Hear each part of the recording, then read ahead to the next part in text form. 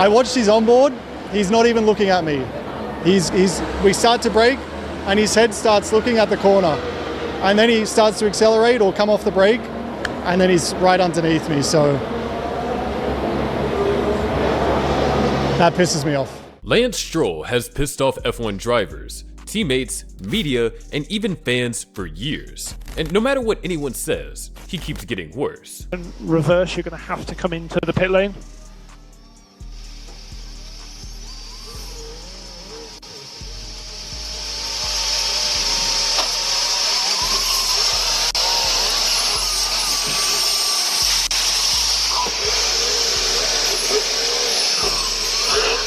Okay, Lance, enter the pit lane when you come back. Honestly, not many people rate him as a driver worthy of F1, and a whole lot of people call him the new Nikita Mazepin. Do you agree with them? This is why people think that Lance Stroll deserves his downfall. 1. His seat was bought. Lance had always been seen as a driver who got his F1 seat courtesy of his father's wealth. Looking back at his debut for Williams in 2017, when he was 18, a solitary podium in Baku masked a truly terrible year. He made so many mistakes and the pace was disastrous, plus his arrogance after each podium finish was appalling. But from what we know, Lawrence Stroll, Lance's father, brought great funds to Williams at the time it began to implode due to lack of finances. So what do you think? Even though Lance scored just 6 points for the team in 2018, partly due to a poor car, they just couldn't replace him. If you think about it, F1 is the sport where you can't waste money on a driver that's not producing results. So if anyone is not doing well, at best they have 2 or 3 seasons on the grid. However, before it would get to that, Lance got a permanent stay on the F1 grid when his father bought the Force India team and rebranded it Racing Point. Lance arrived on the team in 2019 on a permanent rolling contract, but he was no match for Perez, who dominated him scoring 52 points, while Lance scored 21. Then came 2020. The year that proved to be the most controversial.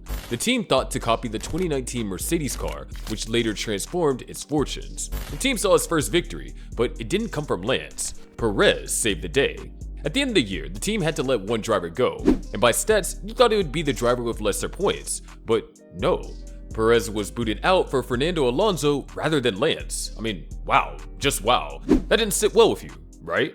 But unfortunately, it is what it is. For Lance, 2020 remains his best season yet, and so he believes he is entitled to the same result every year, even if he doesn't work with his team. But has that even helped? Well, it has only led to more crashes than you can imagine. 2. His expensive mistakes. Lance must be a lover of barriers, as he's crashed into barriers at least thrice this year. Once he crashed out of the Saudi Arabian Grand Prix after clipping the wall and hitting the barriers at turn 23. In another incident during the Brazilian Grand Prix, he crashed on the formation lap. And of course, his staggering 110-mile-per-hour crash into a barrier during qualifying for the Singapore Grand Prix. Aside from these barrier crashes, he's been involved in other crashes throughout his career, and we've lost count, but some are quite unforgettable. In his debut year, he crashed in practice for his debut race, which was the Australian Grand Prix, and he received a grid penalty. In 2018, during the Canadian Grand Prix, Lance collided with Brendan Hartley, ending his race on the first lap. 2 years later, he also crashed heavily at the Turkish Grand Prix due to a mechanical failure and later withdrew from the Sakir Grand Prix due to illness. 2022 saw another crash at the Belgian Grand Prix, where he crashed into the sprint shootout, and in 2023, he was involved in a heavy crash during qualifying for the Singapore Grand Prix and withdrew from the weekend. Before the end of the 2023 season, he had also crashed in the sprint race at the Sao Paulo Grand Prix. We can't mention all, but you see that this list will be incomplete without a particular incident. Although not a crash, it was just an embarrassing incident. The 2024 Sao Paulo Grand Prix featured the latest and most high-profile mistake of Lance's career.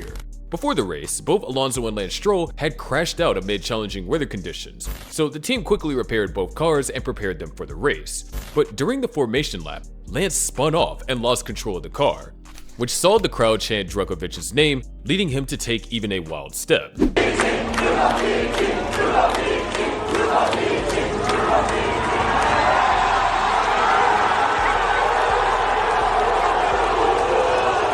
Yeah, you saw that right. Lance got himself beached in the gravel, leaving him unable to participate. I mean, that was just so unbelievable, as drivers at grassroots level of motorsports know that it's an embarrassing one-way ticket back to the paddock and a potential end of your career. But if that was not enough, it was Lance's reaction to his poor driving that made fans go crazy. A nonchalant Lance said, "Yeah, I'm beached."